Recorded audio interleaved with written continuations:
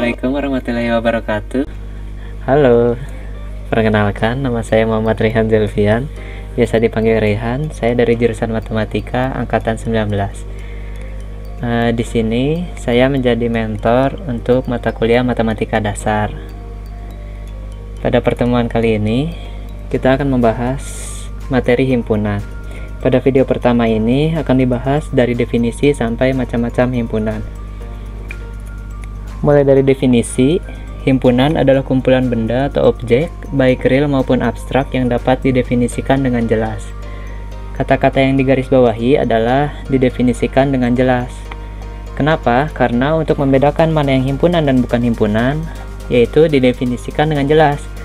Contohnya, himpunan bilangan asli. Himpunan tersebut bisa disebut himpunan. Kenapa? Karena didefinisikan dengan jelas. Kalau di sini contoh yang bukan himpunan, kumpulan makanan enak, kumpulan orang berbadan tinggi, itu tidak jelas. Karena masing-masing orang mempersepsikan kumpulan makanan enak dan orang berbadan tinggi itu berbeda-beda. Lalu notasi himpunan yaitu berisi bagaimana tata cara menulis himpunan.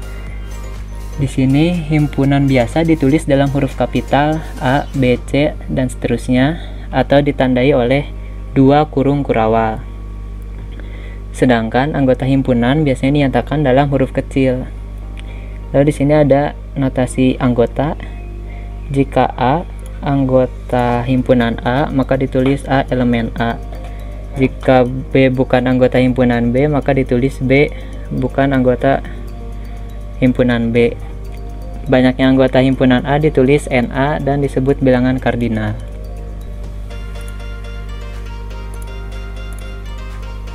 Lalu di sini ada macam-macam himpunan. Yang pertama ada himpunan kosong. Himpunan yang tidak mempunyai anggota dan ditulis dengan simbol seperti bulat dicoret gitu atau kurung kurawal yang kosong. Ini artinya tidak mempunyai anggota. Lalu ada macam-macam himpunan yang kedua, yaitu himpunan semesta. Himpunan ini memuat semua anggota yang sedang dibicarakan, biasanya ditulis dengan simbol S. Lalu ada himpunan kuasa. Himpunan yang anggotanya semua himpunan bagian dari himpunan yang sedang dibicarakan. Di sini contohnya himpunan A. Jika A sama dengan 1, 2, dan 3, maka himpunan kuasa dari A adalah, himpunan kuasa itu terdiri dari semua himpunan bagian himpunan tersebut. Yang pertama ada himpunan kosong, ada 1, 2, 3, 1 dan 2, 1 dan 3, 2 dan 3, dan 1, 2, 3 atau himpunan itu sendiri. Banyaknya anggota himpunan kuasa dari A itu ada rumusnya. 2 dipangkatkan jumlah anggota himpunan tersebut. Jadi 2 dipangkat 3, 2 pangkat 3 sama dengan 8. Jadi banyaknya anggota himpunan kuasa dari A adalah 8. Lalu ada himpunan bilangan. Himpunan bilangan terdiri dari himpunan bilangan asli, bilangan cacah, bilangan bulat, dan seterusnya. Ini udah dipelajari di SMA atau SMP, jadi terdiri dari bilangan tersebut. Ada bilangan asli, ada bilangan cacah, bilangan bulat, dan seterusnya. Lalu selanjutnya ada himpunan terhingga atau finite.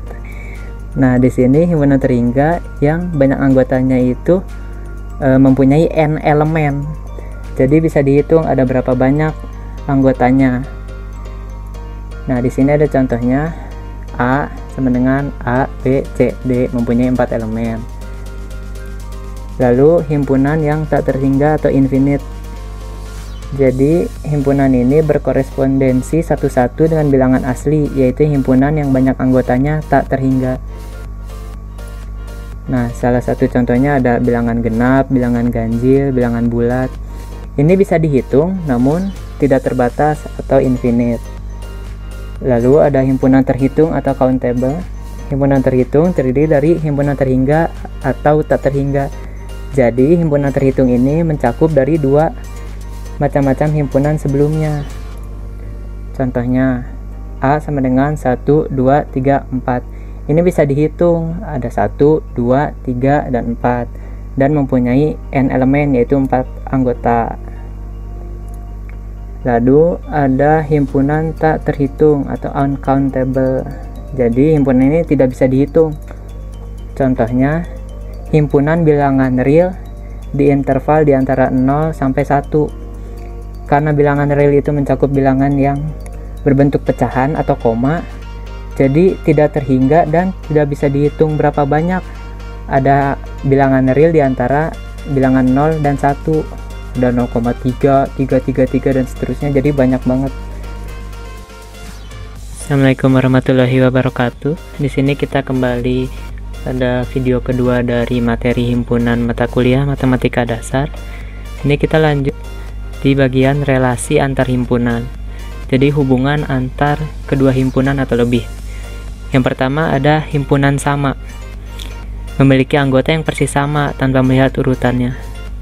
Jadi di antara himpunan A dan B itu isinya sama tanpa melihat urutannya. Lalu yang kedua ada himpunan ekuivalen.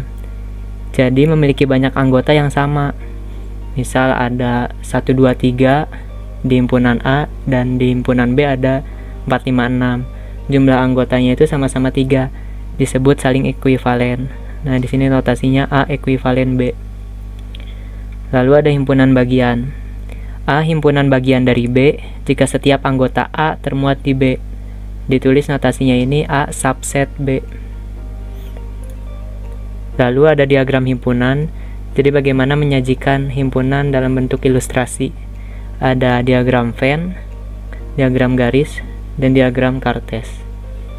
Yang pertama ada diagram Venn. Penyajian diagram Venn ini udah dipelajari di SMP atau SMA ya. Ada himpunan A, B, dan C, dan ini himpunan semestanya. Yang kedua ada diagram garis. Jika A himpunan bagian dari C dan B himpunan bagian dari C, maka ditulis dalam diagram garis sebagai berikut. Jadi A dan B itu adalah himpunan bagian dari C, maka bisa kita ilustrasikan menggunakan diagram garis jadi seperti ini. Lalu ada diagram Cartesian. Ini nama penemunya, René Descartes, menggambarkannya dalam satu garis bilangan. Garis bilangan ini disebut garis bilangan Cartesian.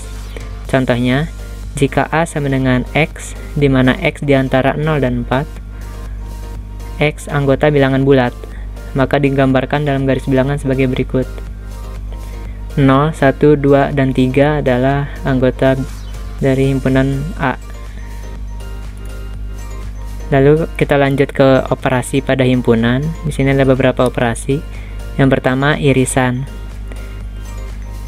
Irisan A irisan dengan B sama dengan X, di mana X anggota himpunan A dan X juga anggota himpunan B. Jadi yang sama-sama ada di A dan B.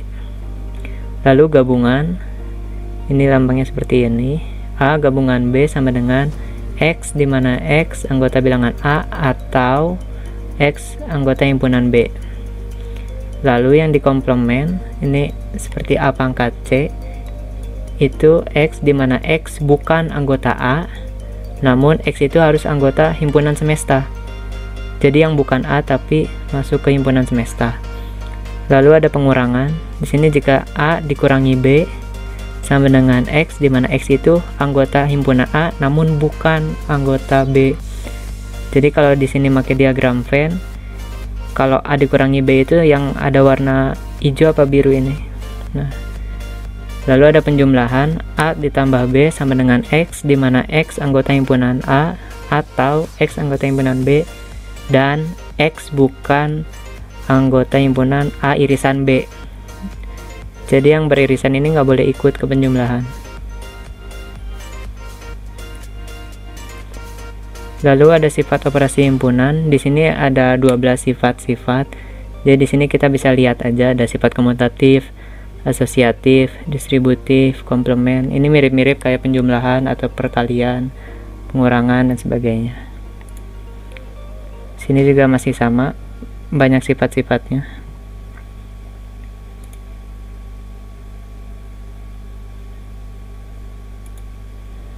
Lalu kita lanjut, ada yang namanya prinsip dualitas. Prinsip dualitas itu jika kita menukar gabungan dengan irisan, dan S semesta dengan himpunan kosong dalam setiap pernyataan tentang himpunan, maka pernyataan baru tersebut disebut dual dari pernyataan aslinya. Contohnya itu jadi gampang. Misalkan ditanyakan dual dari himpunan semesta gabungan B irisan himpunan A gabungan himpunan kosong sama dengan A. Nah, kita tinggal menukar aja yang mana gabungan jadi irisan, yang irisan jadi gabungan, yang mana semesta menjadi himpunan kosong dan himpunan kosong menjadi semesta.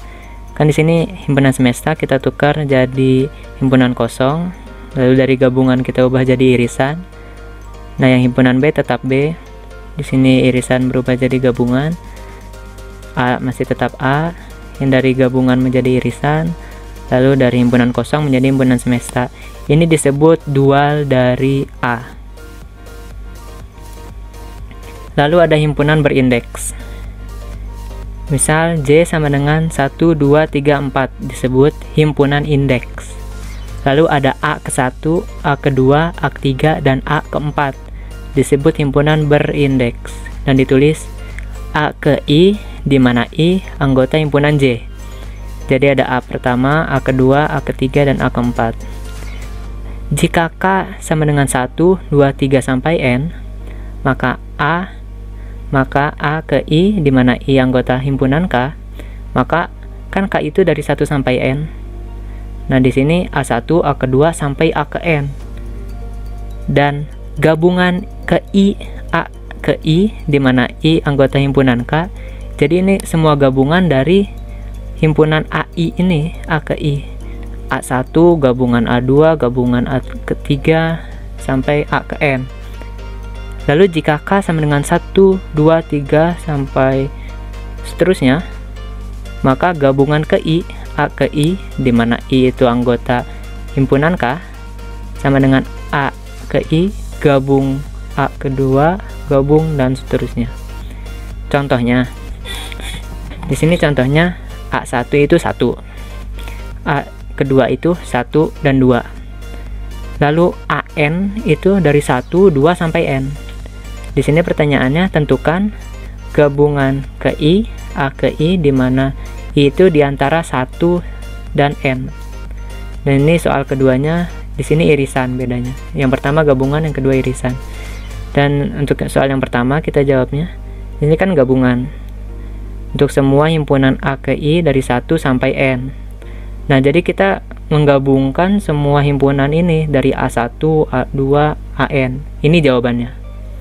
Jawabannya itu AN. Lalu yang kedua soalnya adalah irisan.